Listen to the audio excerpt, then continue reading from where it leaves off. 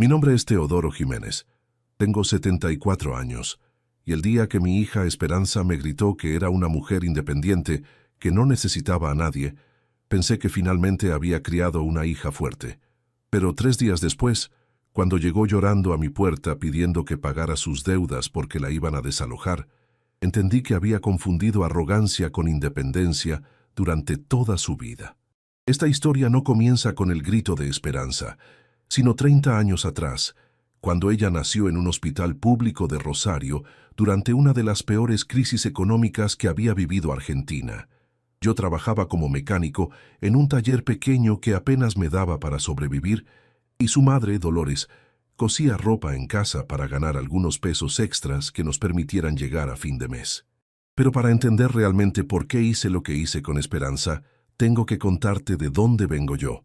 Nací en 1949 en un campo perdido cerca de Villa María, en Córdoba, en una familia tan pobre que mi padre, Bautista Jiménez, trabajaba como peón en estancias ajenas desde que salía el sol hasta que se escondía. Mi madre, Remedios, lavaba ropa en el río para los patrones y criaba gallinas en el fondo de nuestro rancho que tenía paredes de barro y techo de chapa. Éramos 5 hermanos durmiendo en 2 camas, comiendo polenta y guiso de mondongo, cuando había suerte, vistiendo la ropa que mi madre cosía con retazos que le regalaban las señoras del pueblo. Yo era el segundo hijo varón, y desde los 7 años ya ayudaba a mi padre cuidando ovejas y arreglando alambrados bajo el sol cordobés que te partía la cabeza durante el verano. Mi padre era un hombre duro que había aprendido que la vida no regalaba nada a nadie. Teodoro, me decía mientras caminábamos por los potreros al amanecer, nosotros somos gente trabajadora, pero pobre. No tenés que avergonzarte de ser pobre, pero sí tenés que trabajar como un animal para que tus hijos no pasen lo que vos estás pasando. Esas palabras se grabaron en mi memoria como hierro caliente. Desde muy chico entendí que yo tenía que ser el que cortara la cadena de pobreza en mi familia.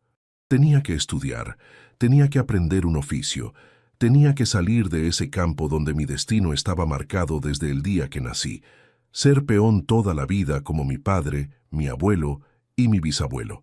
A los 12 años dejé el campo y me vine solo a Rosario para trabajar como aprendiz en un taller mecánico que manejaba un paisano de Villa María. Dormía en una pieza diminuta arriba del taller, comía una vez por día lo que me alcanzaba con el sueldo miserable que me pagaban, y de lunes a sábado aprendía todo lo que podía sobre motores, transmisiones, frenos, electricidad automotriz. Eran tiempos muy duros. Extrañaba terriblemente a mi familia, pero sabía que si volvía al campo, iba a quedar atrapado para siempre en la misma pobreza que había conocido toda mi infancia. Los domingos escribía cartas a mi madre contándole cómo estaba, y ella me respondía con una letra temblorosa, diciéndome que estaba orgullosa de que yo fuera el primer Jiménez en buscar un futuro mejor. Cuando cumplí 16 años, ya sabía más de mecánica que muchos adultos que llevaban años en el oficio. Tenía manos hábiles para arreglar cualquier motor, un oído entrenado para detectar problemas solo escuchando el ruido que hacían los autos, y sobre todo tenía hambre de aprender más y más para nunca volver a ser pobre. Fue en esa época cuando conocí a Dolores en un baile del barrio.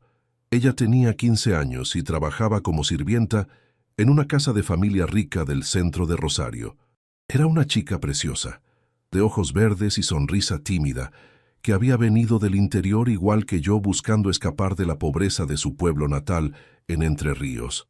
Nos enamoramos bailando tangos y zambas en esas fiestas barriales donde la gente humilde se juntaba los sábados por la noche para olvidarse de los problemas de la semana. Dolores tenía una dulzura en la mirada que me tranquilizaba después de tantos años de soledad en la ciudad. Los dos sabíamos lo que era crecer sin dinero. Los dos teníamos ganas de construir una familia diferente a la que habíamos conocido. El día que nació Esperanza, sostuve en mis brazos a esa bebita de 3,5 kilos y le hice una promesa que marqué a fuego en mi corazón. Esta niña nunca iba a pasar las necesidades que habíamos pasado Dolores y yo. Nunca iba a dormir con hambre, nunca iba a usar ropa prestada, nunca iba a sentirse menos que otros chicos por falta de dinero. Esa promesa no la hice a la ligera. La hice recordando las noches de mi infancia cuando me acostaba con el estómago vacío, recordando los domingos que no podíamos ir a la iglesia porque no tenía zapatos decentes que ponerme, recordando la vergüenza que sentía cuando mis compañeros de escuela se burlaban de mis pantalones remendados una y otra vez por mi madre. Dolores y yo nos habíamos casado 3 años antes, en 1976, en una ceremonia muy sencilla en la iglesia del barrio. Yo tenía 27 años, ella 24, y los dos habíamos trabajado como locos para ahorrar los pocos pesos que nos costó esa boda humilde pero hermosa. Mi traje era prestado de un compañero del taller. Su vestido lo había cosido ella misma trabajando de noche después de sus horas de sirvienta. La fiesta fue en el patio de la pensión donde vivíamos, con un asado que cocinó mi suegro y vino de damajuana que habíamos comprado entre todos los invitados. No había orquesta ni decoración cara, pero había tanto amor en esa celebración que todavía hoy, casi 50 años después, es uno de los recuerdos más felices de mi vida. Durante esos primeros 3 años de casamiento, habíamos luchado mucho para salir adelante. Dolores había dejado el trabajo de sirvienta y se había puesto a coser para particulares desde casa, lo que le daba más libertad, pero menos ingresos seguros. Yo había empezado a trabajar independiente como mecánico, yendo casa por casa a ofrecer mis servicios, construyendo de a poco una clientela que confiara en mi trabajo. Vivíamos en 2 piezas de una pensión familiar en el barrio de Tablada. Compartíamos el baño con 3 familias más. Cocinábamos en una cocina común donde siempre había lío por los horarios, y durante el invierno pasábamos frío porque no teníamos plata para comprar una estufa a querosén. Pero éramos felices porque sabíamos que estábamos construyendo algo juntos. Cuando Dolores quedó embarazada de Esperanza, los dos lloramos de emoción y de miedo. Emoción porque íbamos a tener nuestro primer hijo. Miedo porque sabíamos que un bebé iba a multiplicar todos nuestros gastos y nosotros ya llegábamos justos a fin de mes. Pero también sabíamos que ese bebé iba a ser la razón para trabajar más duro que nunca. Cumplí esa promesa trabajando 18 horas por día durante los primeros años de vida de Esperanza. Por las mañanas trabajaba en el taller mecánico arreglando autos de la gente del barrio. Por las tardes salía con una caja de herramientas a ofrecer servicios domiciliarios, y por las noches reparaba electrodomésticos en el patio de casa bajo una lámpara colgante que había instalado especialmente para ese trabajo. Dolores también trabajaba sin descanso.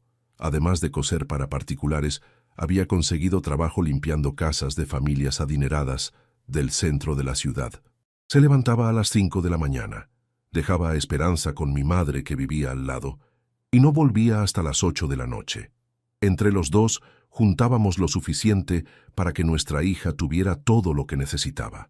Cuando Esperanza cumplió 4 años, Dolores me dijo algo que cambió completamente mi perspectiva sobre lo que estábamos haciendo. Teodoro, nuestra hija no sabe que somos pobres.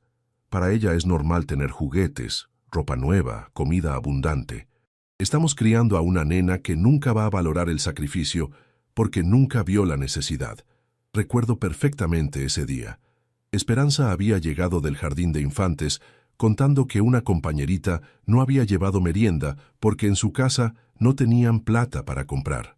Pobrecita Analía, había dicho mi hija con una inocencia que me partió el corazón. Menos mal que nosotros sí tenemos plata para todo lo que necesitamos. Dolores me miró con esa expresión que conocía tan bien cuando tenía algo importante que decirme. Esa noche, después de acostar a Esperanza, nos sentamos en la cocina a tomar mate mientras ella me explicaba sus preocupaciones.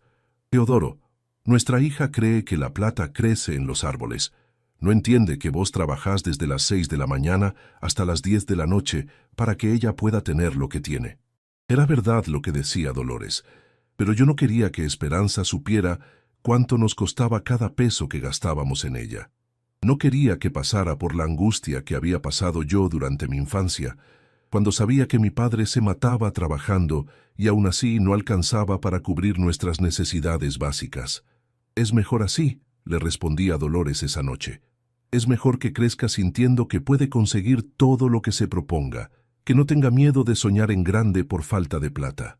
Ya vas a aprender cuando sea más grande que todo cuesta trabajo. Por ahora déjala ser feliz sin preocupaciones. Qué equivocado estaba. No entendía que estaba privando a Esperanza de algo tan importante como entender el valor del trabajo y el sacrificio. Creía que era un buen padre dándole todo lo que yo no había tenido, pero en realidad le estaba negando la oportunidad de desarrollar fortaleza, responsabilidad y gratitud. Los primeros señales de lo que después se convertiría en un problema serio aparecieron cuando Esperanza tenía 6 años. Un día llegó de la escuela llorando porque quería un estuche nuevo que había visto que tenía una compañerita. No era que su estuche estuviera roto o que necesitara uno nuevo, simplemente había visto algo que le gustaba más y lo quería inmediatamente. Dolores le explicó pacientemente que su estuche todavía estaba perfecto y que no tenía sentido comprar uno nuevo. Pero Esperanza hizo un berrinche que duró horas, gritando que todas sus amigas tenían estuches más lindos que el suyo, que éramos malos padres por no comprarle lo que quería, que se iba a morir de vergüenza si tenía que seguir usando ese estuche viejo. Por supuesto, al día siguiente fui a comprarle el estuche nuevo que quería. No podía soportar ver a mi hija triste, y menos por algo que yo podía solucionar con un poco de dinero extra. Dolores me miró con preocupación cuando llegué con el estuche, pero no dijo nada delante de Esperanza. Esa noche me volvió a hablar. Teodoro, si cada vez que Esperanza llora por algo que quiere vos salís corriendo a comprárselo, la estás enseñando que los berrinches funcionan. La estás criando para ser una persona caprichosa que cree que puede conseguir todo haciendo escándalo. Pero yo pensaba que Dolores era demasiado estricta. Creía que si tenía la posibilidad de darle gustos a mi hija, era mi obligación hacerlo. Después de todo, para eso trabajaba tanto, para que ella pudiera tener las cosas que yo había deseado de chico y nunca había podido conseguir. Pero yo no escuché la advertencia de Dolores. Pensé que era mejor que Esperanza no supiera lo que costaba cada peso que gastábamos en ella. Creía que era mejor que creciera sintiéndose segura, protegida, sin las angustias económicas que habíamos vivido nosotros. No entendí que estaba creando a una persona que nunca aprendería a ser verdaderamente independiente. Los primeros años de escuela fueron los más duros económicamente, pero también los más satisfactorios. Esperanza era la niña mejor vestida de su clase. Tenía todos los útiles escolares antes que empezaran las clases. Llevaba viandas abundantes que compartía con compañeritas que no tenían para comer. Era una estudiante excelente que nunca tuvo que preocuparse por nada más que por estudiar. Cuando llegó a la adolescencia, las demandas económicas se multiplicaron. Esperanza quería la ropa de marca que usaban sus amigas. Quería ir a los mismos lugares caros donde ellas salían. Quería el celular último modelo que había salido al mercado. Y yo, que había prometido que nunca le faltaría nada, trabajé como una bestia para darle todos esos caprichos. Los 15 años de Esperanza fueron especialmente duros para nuestro bolsillo. Quería una fiesta de 15 años como las que habían hecho sus amigas de clase media alta. Vestido importado, salón elegante, orquesta profesional, invitados, cena para 200 personas. Era un gasto que nos iba a fundir económicamente, pero cuando vi la ilusión en sus ojos mientras me mostraba revistas con vestidos de princesa, no pude decirle que no. Para costear esa fiesta, tuve que pedir un préstamo al banco que me comprometía el sueldo de los siguientes 2 años. Dolores estaba horrorizada. Teodoro, nos estamos endeudando para una fiesta de una noche. Esperanza tiene 15 años, no entiende lo que significa hipotecar nuestro futuro por un capricho. Pero yo ya había tomado la decisión. Mi hija iba a tener la fiesta de 15 años que soñaba, aunque eso significara trabajar como un animal durante los próximos años para pagar las deudas. No iba a ser el padre que le negara a su hija la celebración más importante de su adolescencia. La fiesta fue realmente espectacular. Esperanza estaba preciosa con un vestido rosa que había costado 3 meses de mi sueldo. El salón estaba decorado como un palacio, con flores en todas las mesas, luces especiales, una pista de baile que brillaba. Toda la noche vi a mi hija bailar y reír rodeada de amigas que admiraban la elegancia de su celebración. Pero después de esa noche, cuando llegaron las primeras cuotas del préstamo, empecé a entender el precio real de esos caprichos. Durante 2 años viví asfixiado económicamente, trabajando fines de semana, feriados, cualquier día que pudiera conseguir trabajo extra para cubrir las cuotas que habíamos asumido por una fiesta de una sola noche. Esperanza, por supuesto, no era consciente de las dificultades económicas que habíamos creado. Para ella había sido natural tener esa fiesta espectacular, igual que había sido natural tener todos los caprichos que le había dado durante su infancia. Nunca se le ocurrió preguntarme cómo habíamos pagado algo tan caro, ni ofrecerse a trabajar durante las vacaciones para ayudar con los gastos familiares. Abrí un segundo taller mecánico con un préstamo que me costó años pagar. Contraté a 2 empleados y empecé a trabajar con seguros de autos que dejaban mejor ganancia, pero requerían mucho más trabajo. Dolores también aumentó sus horas de trabajo, aceptando limpiar casas los fines de semana, además de coser durante las noches. A los 18 años, Esperanza terminó el secundario con las mejores notas de su promoción.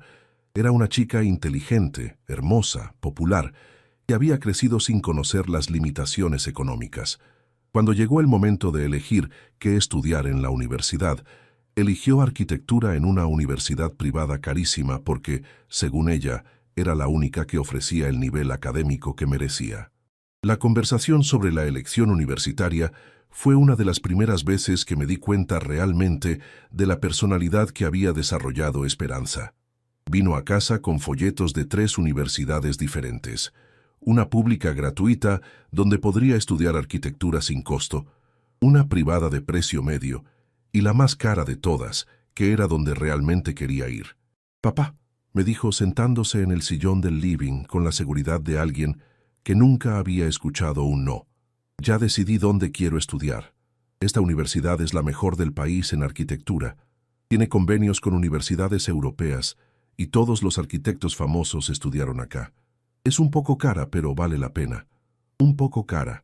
La cuota mensual costaba 70,000 pesos, más del doble de lo que yo ganaba trabajando 14 horas por día en el taller. Cuando le pregunté si había considerado la universidad pública, que tenía muy buena reputación y era gratuita, me miró como si le hubiera sugerido que estudiara en la luna. «Ay, papá, la universidad pública está llena de hippies que van a protestar en lugar de estudiar. Además, mis amigas me dijeron que los profesores son malísimos y que no te enseñan nada práctico. Si voy a estudiar 5 años, quiero que sea en el mejor lugar posible». Dolores trató de hacerle entender la realidad económica de lo que estaba pidiendo. «Esperanza, mi amor, esa universidad cuesta una fortuna. Papá tendría que trabajar día y noche para poder pagarte esos estudios. ¿No preferirías algo más accesible?». Pero Esperanza ya tenía todo calculado. «Miren, cuando yo me reciba de esa universidad, voy a ganar mucha plata como arquitecta. Les voy a devolver todo lo que invirtieron en mis estudios y les voy a comprar una casa nueva. Va a ser como una inversión en nuestro futuro familiar». Era imposible argumentar contra esa lógica adolescente que veía el futuro como algo garantizado. Esperanza estaba convencida de que estudiar en la universidad más cara automáticamente le iba a asegurar el éxito profesional. No entendía que el éxito dependía del esfuerzo personal, no del prestigio de la institución educativa. Esa noche Dolores y yo nos quedamos hasta muy tarde haciendo cálculos en la mesa de la cocina. Para pagar esa universidad, iba a tener que vender mi auto y usar el transporte público para ir a trabajar. Iba a tener que tomar un préstamo personal con intereses altísimos. Iba a tener que trabajar los fines de semana hasta el último día del mes para llegar a cubrir la cuota. «Teodoro», me dijo Dolores con una preocupación que nunca le había visto antes, «si nos comprometemos a pagar esa universidad durante 5 años, no vamos a poder ahorrar nada para nuestra vejez. Vamos a llegar a los 60 años sin un peso en el banco. La cuota mensual de esa universidad costaba más que mi sueldo completo del taller. Tuve que vender el auto que usaba para trabajo, tomar otro préstamo y empezar a trabajar también los domingos para poder pagar esos estudios que Esperanza daba por garantizados. Nunca se le ocurrió preguntarme si podía pagarlos, simplemente asumió que era mi obligación hacerlo. Durante los 5 años que duró la carrera universitaria, Esperanza vivió como una princesa. No trabajaba porque, según ella, tenía que dedicarse completamente a los estudios para mantener el promedio alto.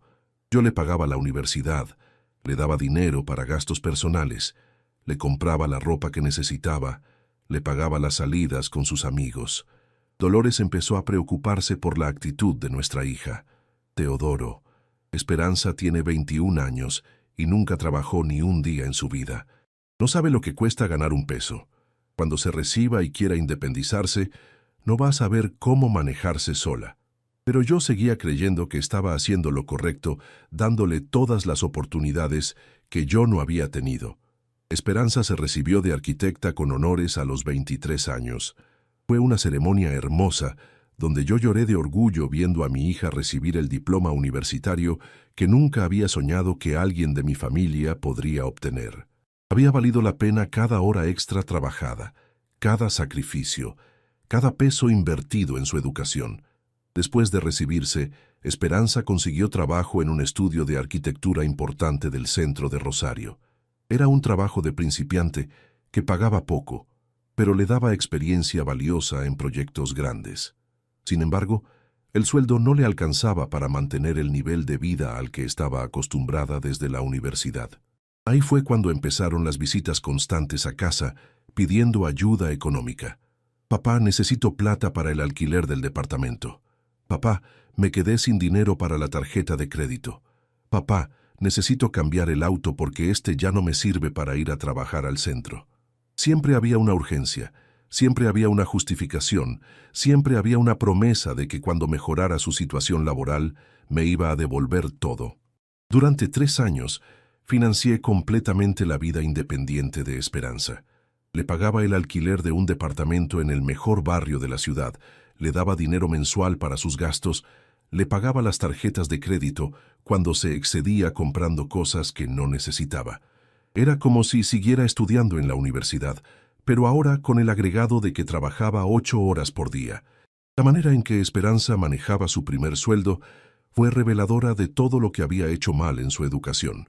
Su salario de arquitecta principiante era de 40,000 pesos mensuales, dinero suficiente para vivir modestamente, pero no para mantener el nivel de vida al que estaba acostumbrada. En lugar de adaptar sus gastos a sus ingresos, decidió que era mi responsabilidad cubrir la diferencia. Cada mes llegaba a casa con una lista de gastos que había hecho y que no podía pagar con su sueldo. Papá, este mes gasté un poco más de lo que gano, pero es porque necesitaba ropa profesional para ir a trabajar. No puedo presentarme en el estudio vestida como una pordiosera. La ropa profesional incluía trajes de diseñador, carteras de cuero italiano, zapatos importados que costaban más de lo que yo ganaba en una semana.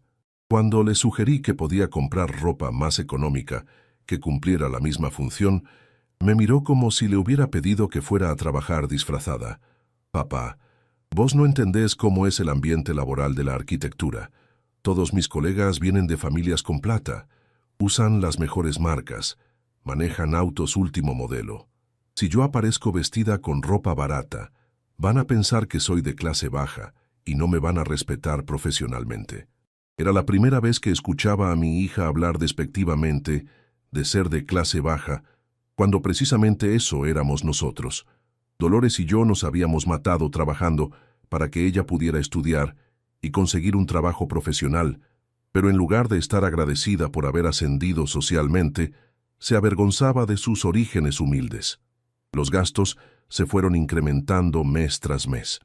Ya no era solo ropa, sino también tratamientos de belleza, gimnasios exclusivos, cenas en restaurantes caros, viajes de fin de semana a lugares turísticos. Esperanza justificaba cada gasto como una necesidad profesional o personal que no podía evitar. Un día me trajo la factura de una peluquería donde se había hecho un tratamiento que había costado 12,000 pesos. Cuando le pregunté por qué había gastado tanto dinero en el pelo, me explicó que tenía que verse impecable, porque había una reunión importante con clientes internacionales y necesitaba causar una buena impresión. Papá, entendé que mi imagen profesional es una inversión en mi futuro. Si me veo exitosa, me van a dar proyectos más importantes y voy a ganar más plata.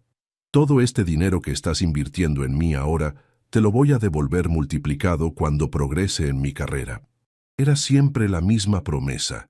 Cuando progresara, cuando la ascendieran, cuando consiguiera un trabajo mejor, cuando tuviera clientes propios, me iba a devolver todo lo que estaba invirtiendo en ella. Pero los meses pasaban y los gastos seguían aumentando sin que nunca llegara ese momento mágico en que Esperanza empezara a generar los ingresos que justificarían tantos sacrificios. Dolores ya no podía tolerar la situación. Teodoro, tenemos 58 años y seguimos trabajando como esclavos para mantener a una hija que tiene 30 años y un trabajo profesional. ¿Hasta cuándo vamos a seguir así?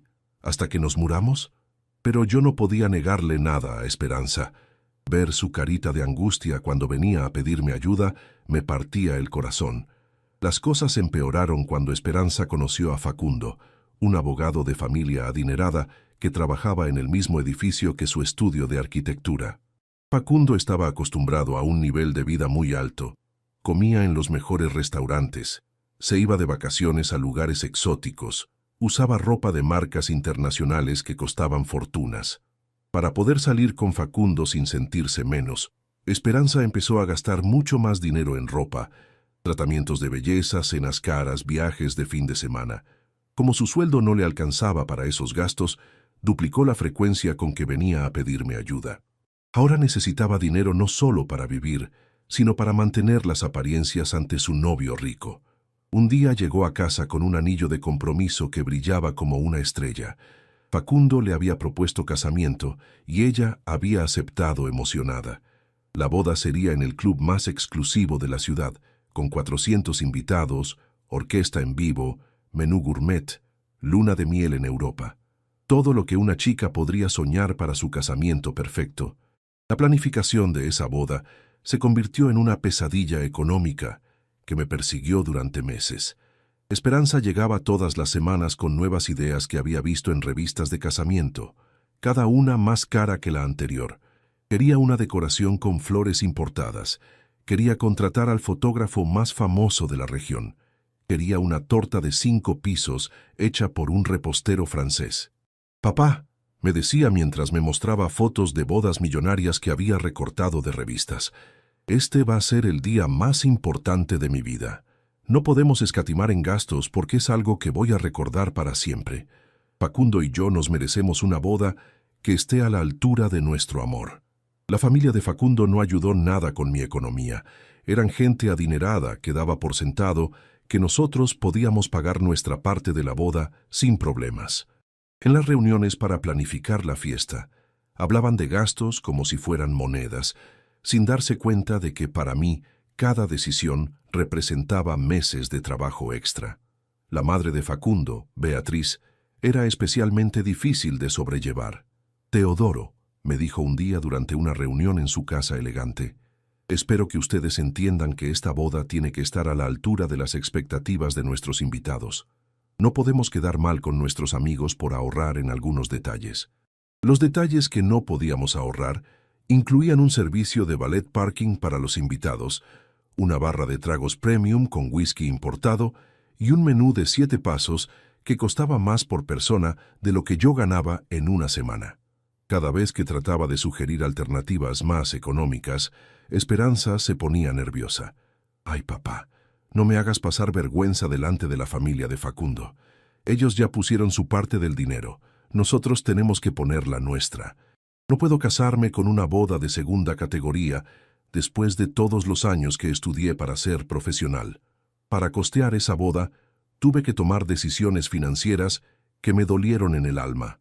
Vendí el segundo taller que había abierto con tanto sacrificio 5 años antes, perdiendo no solo el dinero que había invertido, sino también los ingresos extras que me generaba todos los meses.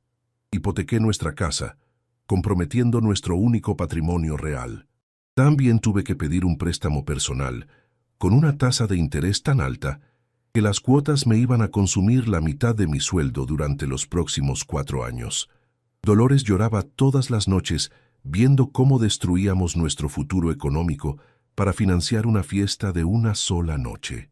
«Teodoro», me decía mientras contaba billetes sobre la mesa de la cocina, «nos estamos quedando sin nada para darle todo a Esperanza. ¿Qué va a pasar con nosotros cuando seamos viejos? ¿Con qué vamos a vivir si gastamos todos nuestros ahorros en esta boda? Pero yo ya estaba demasiado comprometido como para dar marcha atrás. Los contratos estaban firmados, los depósitos estaban pagados, las invitaciones estaban impresas. No podía decepcionarle a Esperanza cancelando su boda soñada, aunque eso significara hipotecar nuestro futuro. El problema era que la familia de Facundo esperaba que nosotros pagáramos la mitad de los gastos de la boda, como mandaba la tradición.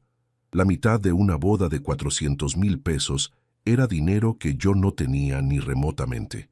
Tuve que vender el segundo taller que tanto me había costado montar, tomar un préstamo hipotecario sobre mi casa y vaciar completamente mis ahorros para costear esa fiesta.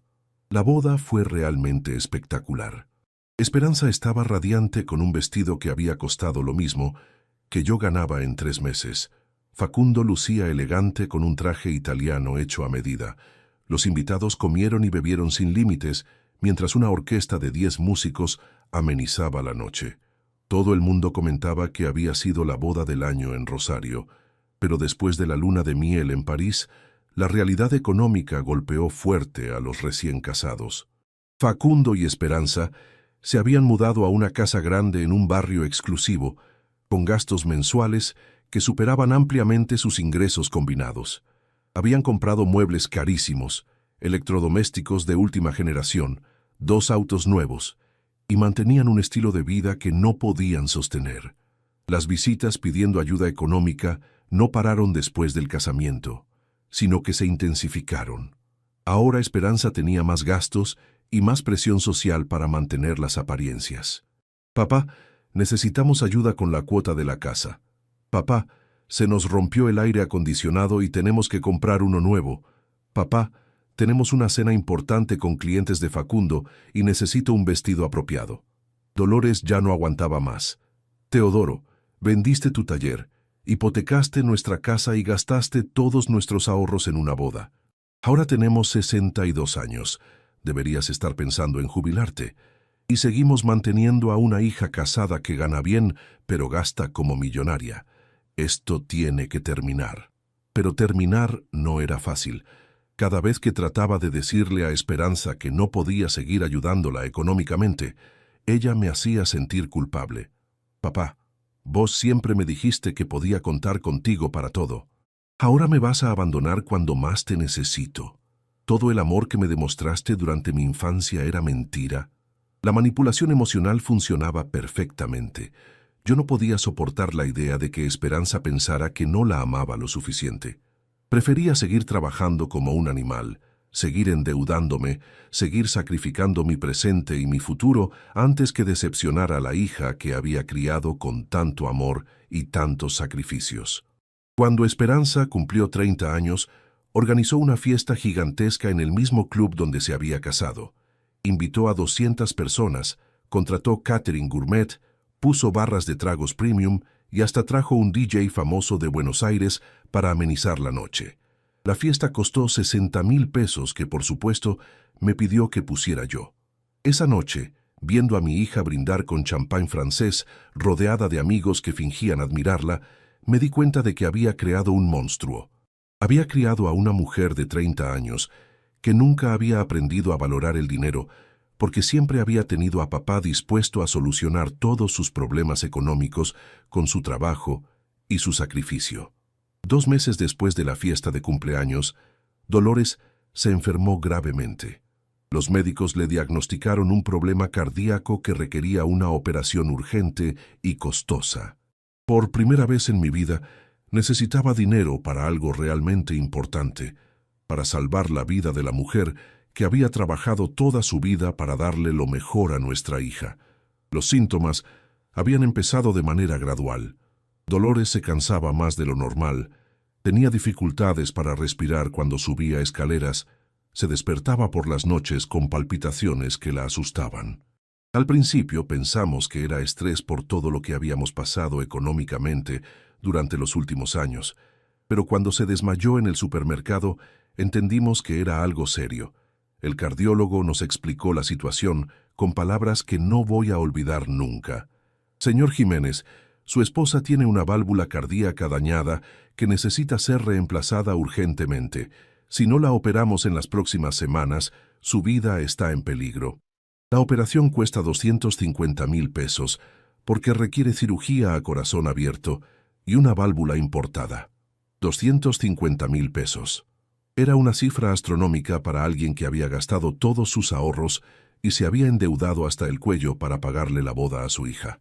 No tenía ni remotamente ese dinero, pero tampoco tenía opción.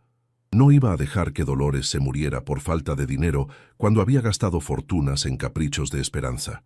«Doctor», le pregunté con la voz temblorosa, «¿qué pasa si no tenemos ese dinero? ¿No hay una operación más barata? ¿No se puede hacer en el hospital público?» El médico me miró con compasión, pero fue claro con su respuesta. En el hospital público la lista de espera era de 6 meses, tiempo que Dolores no tenía.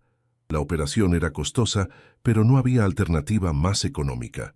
Esa noche, sentado al lado de la cama donde Dolores dormía sedada después de todos los estudios médicos que le habían hecho, tomé una de las decisiones más difíciles de mi vida.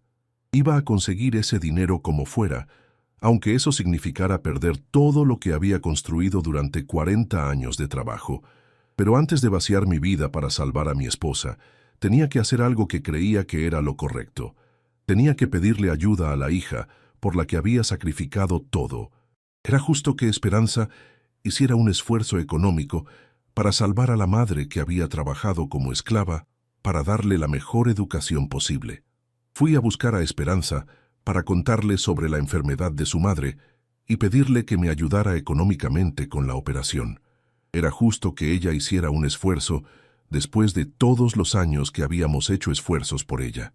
Era hora de que demostrara que realmente nos quería tanto como nosotros la habíamos querido siempre.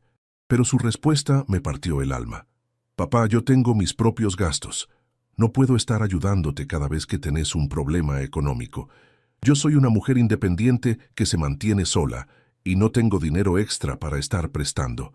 Mamá puede operarse en el hospital público, para eso existen esos lugares». La forma en que me dijo esas palabras fue lo que más me dolió. No había ni una pizca de preocupación por la salud de su madre, ni un mínimo de agradecimiento por todos los años que habíamos trabajado para darle todo lo que había querido. Hablaba como si yo fuera un extraño pidiéndole dinero prestado, no su padre rogándole ayuda para salvar a su madre. «Esperanza», le dije tratando de mantener la calma, «no te estoy pidiendo que me regales nada. Te estoy pidiendo que me ayudes a pagar la operación de tu madre, la misma mujer que trabajó de sirvienta durante años para pagarte los estudios. Es un préstamo, te lo voy a devolver cuando pueda». Pero ella ya tenía su respuesta preparada. «Papá, yo no soy un banco. Tengo mis obligaciones mensuales, mis gastos fijos, mis planes de ahorro. No puedo estar comprometiendo mi economía personal por problemas médicos que no son mi responsabilidad. Cada uno tiene que arreglárselas con sus propios problemas. Problemas médicos que no eran su responsabilidad.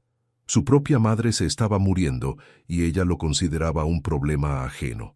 Después de 30 años de sacrificios económicos, después de vender mis talleres para pagarle la boda, después de hipotecar mi casa para financiar su vida de princesa, mi hija me decía que los problemas de salud de su madre no eran su responsabilidad. «Esperanza, durante 30 años tu madre y yo trabajamos como animales para que vos pudieras tener todo lo que querías. Te pagamos la universidad más cara de la ciudad. Te pagamos una boda que nos fundió económicamente. Te mantuvimos durante años cuando ya eras una profesional recibida. ¿Y ahora no podés hacer un pequeño esfuerzo para salvar la vida de tu madre?» Su respuesta me heló la sangre. «Papá, esas fueron decisiones que ustedes tomaron libremente. Nadie los obligó a pagarme nada. Si ustedes decidieron gastar su dinero en mí, fue porque quisieron, pero yo nunca firmé ningún contrato comprometiéndome a devolverles nada. Mis padres tenían la obligación de educarme. Yo no tengo la obligación de mantenerlos». Era increíble escuchar esas palabras salir de la boca de la hija que había criado con tanto amor. Para ella, todos los sacrificios que habíamos hecho habían sido nuestras obligaciones paternas, no actos de amor que merecían gratitud o reciprocidad. Creía sinceramente que tenía derecho a recibir todo sin dar nada a cambio. Además, siguió diciendo con una frialdad que me aterró: ustedes siempre me dijeron que querían darme lo mejor.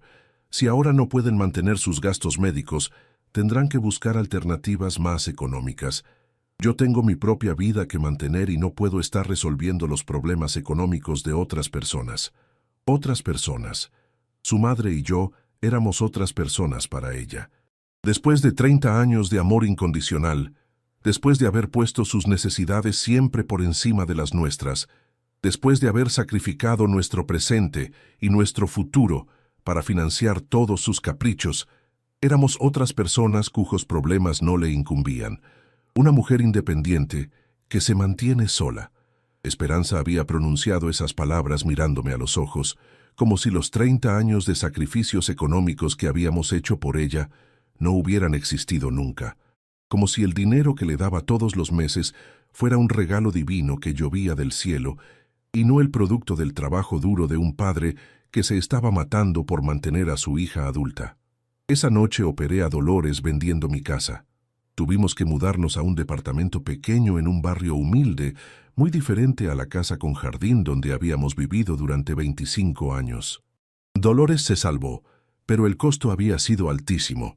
Habíamos perdido nuestro hogar y nuestros ahorros por segunda vez, ahora para pagar una operación médica. Después de la operación de Dolores, decidí que no iba a darle ni un peso más a Esperanza. Ya había sacrificado suficiente por una hija que no era capaz de reconocer lo que habíamos hecho por ella durante toda su vida. Era hora de que aprendiera lo que significaba ser verdaderamente independiente, sin la ayuda económica constante de papá.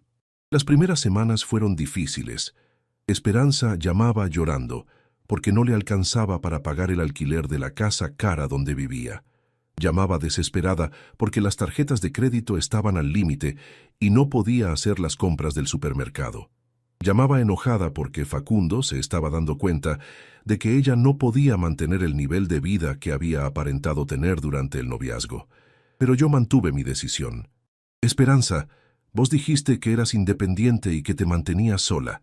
Es hora de que demuestres que era verdad. Las llamadas se volvieron menos frecuentes. Después se espaciaron y finalmente pararon. Esperanza había entendido que el banco de papá había cerrado definitivamente. Durante 6 meses no supe nada de mi hija. Dolores se preocupaba constantemente y me rogaba que la llamara para saber cómo estaba. Pero yo quería que Esperanza fuera la que diera el primer paso, que reconociera sus errores, que pidiera perdón por la manera en que nos había tratado cuando más la necesitábamos. Una tarde de diciembre, exactamente 6 meses después de nuestra última conversación, Esperanza apareció en la puerta de nuestro departamento. Estaba pálida, tenía ojeras, había bajado notablemente de peso. Llevaba puesto un vestido sencillo que no reconocí, muy diferente a la ropa cara y llamativa que solía usar antes. «Papá», me dijo con una voz que no le había escuchado desde que era una niña pequeña, «necesito hablar contigo. Necesito contarte lo que me pasó en estos meses y pedirte perdón por muchas cosas». Era la primera vez en 30 años que Esperanza venía a casa sin pedirme dinero, simplemente para hablar conmigo como una hija que quería a su padre. Se sentó en el sillón donde había estado sentada el día que me dijo que era independiente y empezó a contarme su historia. Durante los primeros meses después de que yo le cortara la ayuda económica, había tratado de mantener su nivel de vida gastando con tarjetas de crédito y pidiendo préstamos a bancos. Creía que era una situación temporaria hasta que yo entrara en razón y volviera a ayudarla. Pero cuando las deudas se acumularon y los bancos no le dieron más crédito, tuvo que enfrentar la realidad. No podía pagar el alquiler de la casa cara, no podía mantener los 2 autos nuevos, no podía seguir comprando ropa de marca ni comiendo en restaurantes exclusivos. Su vida artificial se derrumbó como un castillo de naipes. Facundo, que se había enamorado de la versión de Esperanza, que vivía como rica gracias al dinero de su padre, no pudo tolerar la nueva realidad. Empezaron las peleas sobre dinero, los reproches por los gastos excesivos, las discusiones sobre el futuro económico de la pareja. El matrimonio que había empezado con una boda de cuento de hadas terminó con un divorcio amargo 2 años después. «Papá», me dijo Esperanza con lágrimas en los ojos, «me di cuenta de que nunca fui independiente. Toda mi vida dependí de vos económicamente, y cuando vos dejaste de darme plata, no supe cómo arreglármela sola. Nunca aprendí a administrar dinero porque nunca tuve que preocuparme por conseguirlo. Se había mudado a un departamento pequeño que podía pagar con su sueldo de arquitecta. Había vendido el auto caro y comprado uno usado pero confiable. Había aprendido a cocinar en casa en lugar de comer afuera todos los días. Había descubierto lo que significaba vivir dentro de sus posibilidades reales, sin ayuda externa. Al principio fue muy duro», siguió contándome, «porque no sabía cómo hacer un presupuesto. No sabía cuánto costaban realmente las cosas del supermercado. No sabía que había que elegir entre gastar en ropa o en salidas con amigos. Pero de a poco fui aprendiendo a ser responsable con mi plata. También me contó que había empezado a trabajar de freelance haciendo proyectos de arquitectura los fines de semana para ganar dinero extra. Por primera vez en su vida estaba trabajando más de 8 horas diarias, como habían hecho su madre y yo durante décadas para mantenerla. Por primera vez entendía lo que significaba cansarse para ganarse la vida. «Papá, me doy cuenta ahora de todo lo que sacrificaste por mí durante 30 años. Trabajaste hasta enfermarte para que yo pudiera estudiar en la universidad más cara de la ciudad. Vendiste tu taller para pagarme la boda. Vendiste tu casa para operar a mamá. Y yo nunca te dije gracias. Nunca valoré nada de lo que hiciste. Me pidió perdón por haberme dicho que era independiente cuando claramente no lo era. Me pidió perdón por no haberme ayudado con la operación de Dolores. Me pidió perdón por haber dado por sentado durante 30 años que yo tenía la obligación de mantenerla económicamente, sin importar mi edad ni mi situación. Pero sobre todo me pidió perdón por no haber entendido antes que la verdadera independencia no era tener derecho a gastar sin límites, sino tener la capacidad de mantenerse con dignidad usando solo los recursos propios. Me pidió perdón por haber confundido capricho con necesidad y soberbia con madurez. «Papá», me dijo al final de esa conversación que duró 3 horas, «sé que no tengo derecho a pedirte nada después de cómo te traté, pero me gustaría poder tener una relación normal contigo y con mamá, una relación donde yo venga a visitarlos porque los quiero, no porque necesito plata». Esa fue la conversación más importante que tuve con mi hija en toda mi vida. Por primera vez hablamos de padre a hija adulta, no de proveedor económico a beneficiaria. Por primera vez Esperanza me vio como una persona que tenía sentimientos, necesidades, limitaciones, y no como una máquina de hacer dinero para resolver sus problemas. Los siguientes 2 años fueron los mejores de nuestra relación. Esperanza venía a visitarnos todos los domingos, pero no para pedir dinero, sino para pasar tiempo con nosotros. Cocinaba para Dolores y para mí, nos contaba sobre su trabajo, nos preguntaba cómo estábamos de salud. Nos trataba como padres queridos y no como obligaciones. También empezó a devolver el dinero que le habíamos prestado a lo largo de los años. No todo de una vez, porque sus ingresos no le permitían hacer pagos grandes, pero mes tras mes me daba algo de dinero diciéndome, «Esto es para devolverte un poquito de todo lo que invertiste en mí». Eran montos pequeños, pero el gesto era enorme. Para mi cumpleaños número 70, Esperanza me regaló algo que ninguno de sus regalos caros anteriores había logrado. Me pagó un viaje a las termas de Entre Ríos para que Dolores y yo pudiéramos descansar una semana. Era un regalo pensado en nuestras necesidades reales, no un objeto caro para impresionar. «Papá», me escribió en la tarjeta que acompañaba el regalo, «este viaje es para agradecerte por todos los sacrificios que hiciste para criarme bien. Sé que nunca voy a poder devolverte todo lo que me diste, pero quiero que sepas que ahora entiendo y valoro todo lo que hiciste por mí». Dolores lloró de emoción leyendo esa tarjeta. «Teodoro, al final valió la pena». Tardó 30 años, pero nuestra hija finalmente entendió lo que significa el amor de padres. Era verdad. Los 30 años de sacrificios habían valido la pena porque habían producido, aunque tardíamente, una hija que había aprendido a amar de verdad. El año pasado, Esperanza conoció a Martín, un ingeniero trabajador y sencillo que la ama por quien realmente es. no por el nivel de vida artificial que había mantenido con el dinero de su padre.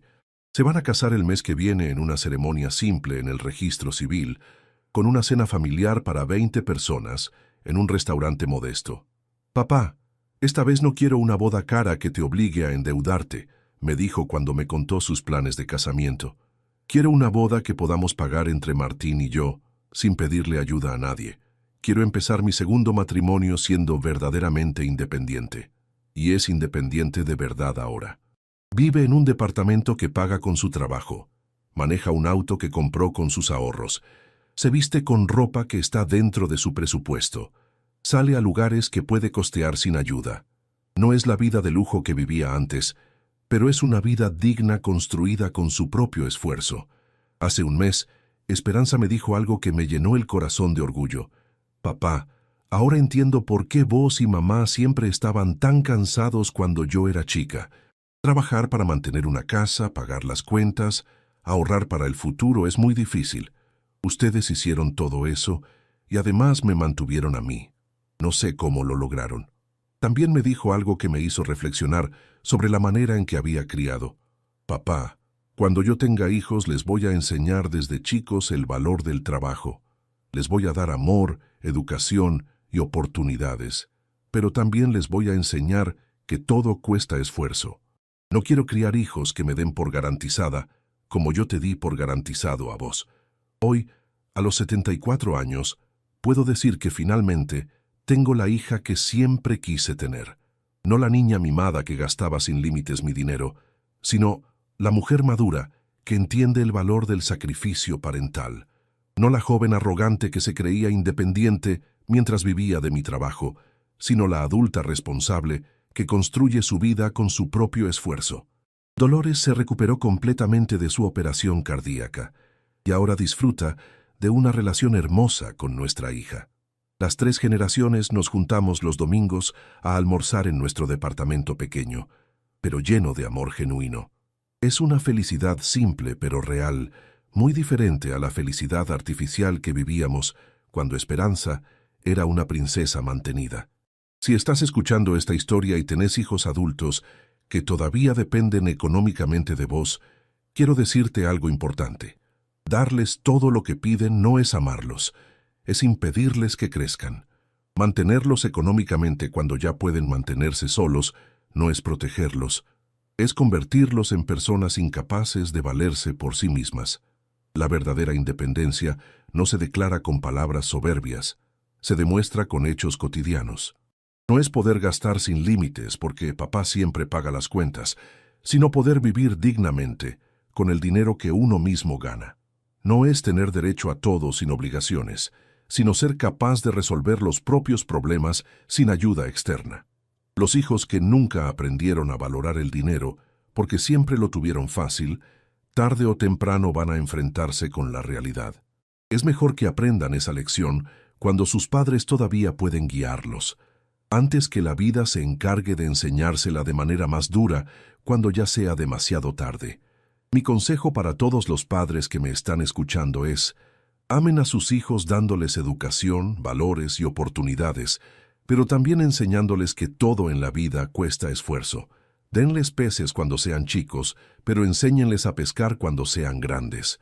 No les den dinero toda la vida, denles herramientas para ganárselo con dignidad. Y si tenés una hija o un hijo como era Esperanza antes, no tengas miedo de cortar la ayuda económica cuando ya son adultos capaces de mantenerse solos. Va a ser doloroso al principio, van a enojarse, van a hacerte sentir culpable, pero es la única manera de que aprendan a ser verdaderamente independientes. La verdadera herencia que podemos dejarles a nuestros hijos no es dinero, sino la capacidad de ganárselo con honor. No es una vida fácil sostenida por el sacrificio paterno, sino las herramientas para construir su propia vida con dignidad. No es la comodidad de depender de otros toda la vida, sino la satisfacción de saber que pueden resolver sus problemas con su propio esfuerzo. Espero que esta historia te sirva para reflexionar sobre tu propia situación familiar. Cuéntame si pasaste por algo parecido. Cuéntame si tenés hijos que todavía no aprendieron a ser independientes. Cuéntame desde qué ciudad me estás escuchando, porque al final Criar hijos verdaderamente independientes es el regalo más grande que les podemos dar, aunque no lo entiendan hasta que ya son adultos maduros. El amor de padres no se mide por la cantidad de dinero que gastamos en nuestros hijos, sino por la sabiduría con que los preparamos para enfrentar la vida sin nosotros. Y esa preparación a veces requiere decir que no cuando quieren decir que sí. Requiere dejarlos caer para que aprendan a levantarse solos. Requiere enseñarles que la verdadera independencia se gana, no se declara. He aprendido que los errores más grandes que comete un padre no son los que provienen de la falta de amor, sino los que provienen del amor mal entendido. Creí que amar a Esperanza significaba darle todo lo que yo no había tenido, pero en realidad la estaba privando de desarrollar fortaleza, responsabilidad y gratitud. Mi padre, Bautista, que trabajaba como peón rural desde el amanecer hasta el atardecer, me enseñó valores que Esperanza nunca aprendió, porque yo se los quité de encima. Mi padre me enseñó que todo cuesta trabajo, que hay que valorar cada peso que se gana, que la familia es lo más importante y que uno debe estar dispuesto a sacrificarse por los seres queridos. Esperanza, criada entre algodones y sin necesidades, nunca desarrolló esos valores porque yo eliminé de su vida todas las situaciones que podrían habérselos enseñado. Cuando quería algo, yo se lo compraba inmediatamente. Cuando tenía un problema, yo se lo resolvía sin que ella moviera un dedo. Cuando necesitaba dinero, yo se lo daba sin preguntas. La ironía es que tratando de ser mejor padre que el mío, terminé siendo peor. Mi padre, con toda su dureza y sus limitaciones económicas, me dio herramientas para enfrentar la vida que me sirvieron durante 70 años. Yo, con toda mi generosidad y sacrificio, le di a Esperanza facilidades que la convirtieron en una persona incapaz de valorar lo que recibía. Ahora entiendo que cuando Dolores me advertía que estaba criando mal a Esperanza, tenía razón en todo. Dolores veía con claridad lo que yo no quería reconocer, que darle todo a una hija sin enseñarle el valor del esfuerzo era criarla para ser una persona egoísta e ingrata. También entiendo ahora que el momento en que Esperanza declaró su independencia no fue el momento en que se volvió independiente, sino el momento en que demostró que nunca lo había sido. Una persona verdaderamente independiente no necesita gritarle al mundo su independencia. Simplemente la vive todos los días con sus decisiones y acciones. La verdadera independencia se manifiesta en pequeños actos cotidianos. Pagar las propias cuentas sin ayuda externa. Resolver los propios problemas sin llamar a papá. Tomar decisiones responsables pensando en las consecuencias a largo plazo. Ser agradecido con quienes te ayudaron a llegar donde estás. Si hay padres escuchándome que están criando hijos como yo crié a Esperanza, quiero decirles algo importante. No es demasiado tarde para cambiar el rumbo. Aunque sus hijos tengan 20, 30 o 40 años, nunca es tarde para dejar de facilitarles todo y empezar a exigirles responsabilidad. Puede ser doloroso ver a un hijo luchar económicamente cuando uno tiene la posibilidad de ayudarlo. Puede ser angustiante escuchar sus quejas cuando uno le dice que no a un pedido de dinero. Puede ser desgarrador ser visto como el padre malo, que no entiende las necesidades de su hijo adulto. Pero es mejor que pasen por esas dificultades temporales a que se conviertan en adultos infantiles que nunca aprendan a valerse por sí mismos. Es mejor que se enojen con nosotros durante algunos años a que dependan de nosotros durante toda su vida. Es mejor que aprendan el valor del dinero de forma dolorosa a que nunca lo aprendan. Los hijos no nacen sabiendo ser responsables. La responsabilidad es algo que se enseña, y la única manera de enseñarla es permitiendo que enfrenten las consecuencias de sus decisiones. Si cada vez que toman una mala decisión aparece papá a rescatarlos, nunca van a aprender a tomar buenas decisiones. La generación de padres de mi edad creció con muchas carencias y quiso darles a sus hijos todo lo que ellos no tuvieron. Es un impulso natural y comprensible, pero llevado al extremo, se convierte en un error devastador que crea hijos incapaces de apreciar lo que reciben. Nuestros hijos no necesitan que les demos todo. Necesitan que les enseñemos a conseguir lo que quieren con su propio esfuerzo. No necesitan que les evitemos todas las dificultades. Necesitan que les demos herramientas para superar las dificultades. No necesitan que seamos sus proveedores eternos. Necesitan que seamos sus guías hacia la verdadera independencia.